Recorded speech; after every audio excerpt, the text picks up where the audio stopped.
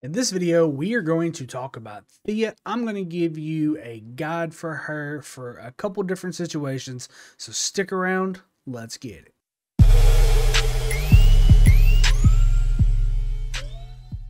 Welcome back to CO Gaming, and today we are going to talk about Thea. I'm going to kind of give you her rundown for her PvP build and what you should do while PvPing, the way you should do her talents. But to kind of start this off, we're going to talk about her skills a little bit. So her first skill is Arbiter's Ward. Theia's Legion gains a shield that absorbs a large amount of damage, shield factor 1000 for 5 seconds, while also gaining synergy, increasing hero skill damage dealt by 15%, ends when a rage skill is cast.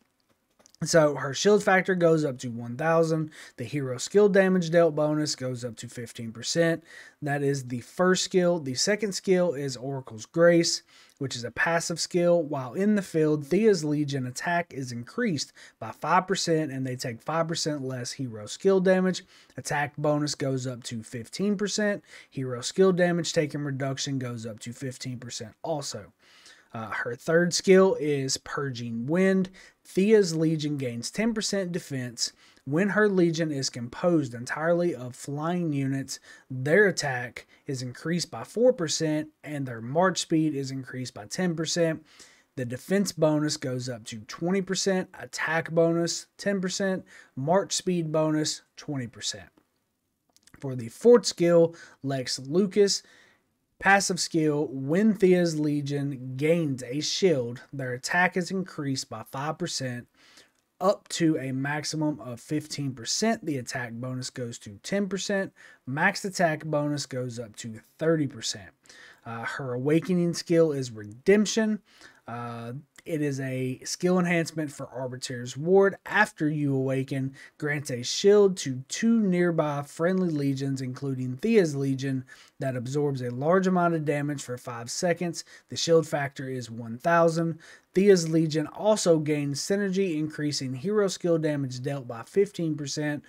Ends when a rage skill is cast. So it's a really good awakening skill overall. She is super good in this game. I think you should really, it's more of that well build for sure for her, but she is very much worth it. It's a really good awakening skill overall. So we're just gonna kind of jump into her talent tree and how you should do this.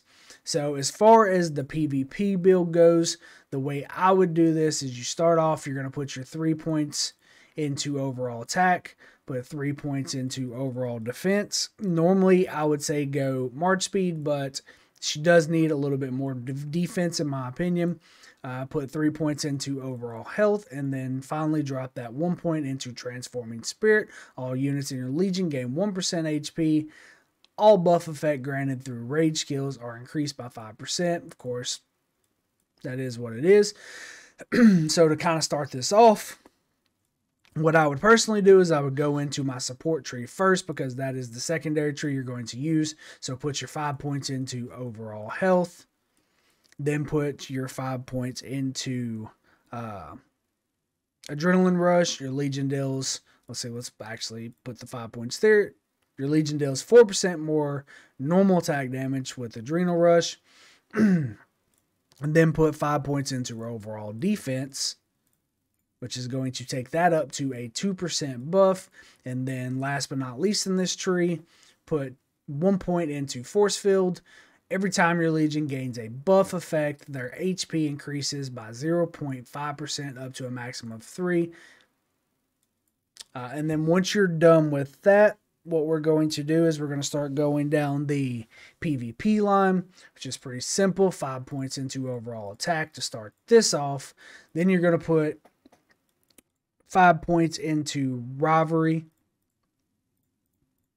which is going to cause you to deal more normal attack damage in the field. Once you have your 5 points into that, put 5 points into Fury Flame, which is going to also have your Legion deal 5% more damage in the field, because, you know, we're fighting PvP in the field, so it's going to make the most sense.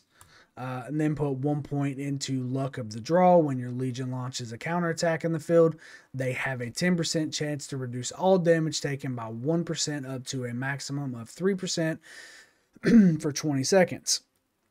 After you put your 1 point there, we're going to put 5 points into Fearless. Your Legion deals 5% more counterattack damage in the field. After you have your 5 points into that, we're going to put 5 points into Strength to Strength. And this is where we run out of points because my Theia is only 50. But this is going to cause your Legion to do more damage. And then after that, put 5 points into Stubborn Fighter. When your Legion is in the field and their unit count is less than 50%, they deal 0.6 more damage. Going to be a little higher as you go. Once you have your 5 points put into that, then put your last point into Breachblade. When your Legion launches a normal attack in the field, they inflict defense break on the target's Legion, reducing their defense by 10% for 5 seconds. This effect can be triggered once every 30 seconds. So that is, pretty much the layout that I would use.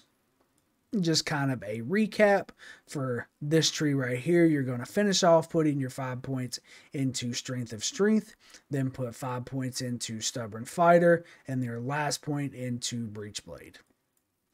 So kind of a rundown on who you should run her with. So in my opinion, what you should do is you should run her as the main and then do Atheist as the deputy. He syncs up really well with her and allows you to fly over top everything, which is a definite bonus, not having to run around mountains and all the other things. You don't have to really worry about barricades or anything like that. So I would definitely put Atheist as the deputy, and his skills line up perfectly with her. Of course, this one, you get, your damage factor. Your second skill, you get extra rage gain, which is going to be a benefit. You get an HP bonus and a healing receive bonus, which is going to buff the heals that she does do. And then you're going to get a march speed bonus, going to allow you to move faster when you're flying over top of everything, and you take less damage. So overall, that is by far, in my opinion, the best one to run with her. There is a more welled out version of this, where you run a second legendary, but we're not really going to get into that because there's not really a point. As far as a artifact you can run on her, that's just kind of what we got at the moment. But I haven't put just an outlandish amount of thought. I think it still boils down to running something for her, magic attack. So probably kind of the same as Lilia to a point, or you could run something with a little bit more, defense, or something that buffs you, buffs the people around you a little more. But I think overall, just do something with Legion attack and magic attack, or a defense, or something around that neck of the woods. Like Magic Bomb, if you're running an epic, would work on her. Gives you a little bit more attack, and it also gives you an offensive skill. Let's kind of see. Let's go down through here. So this wouldn't be a bad item either, because it also gives you the up to 10 enemy legions in a designated circle, inflicts a defensive break, minus 16% defense for 20 seconds. So that would be a really good item for her.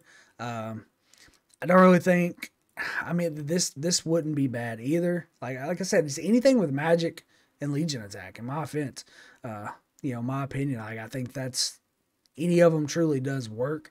I don't really know if there's just an overall best item for her, per se. So that's just kind of the way I would roll with it, is just roll with something with magic attack, magic defense, Legion attack, Legion defense, something that maybe has a buff to a heal, just any of those items that do any of those things. Overall, I think you're going to be just fine. But that's pretty much kind of it. That's the guide. That's what I'll be doing with my Theia. If something changes, I'll do another video later on. If you like the content, subscribe to the channel if you don't mind. If it's something you're interested in, smash that like button. Discord link is in the description. Come join the community. Figure out what I'm all about as a person so you can get to know me. I think that's the best way to truly trust and take the advice of somebody you don't know, is to get to know the person that's giving you this information. But Discord link is in the description. Until next time, see you out.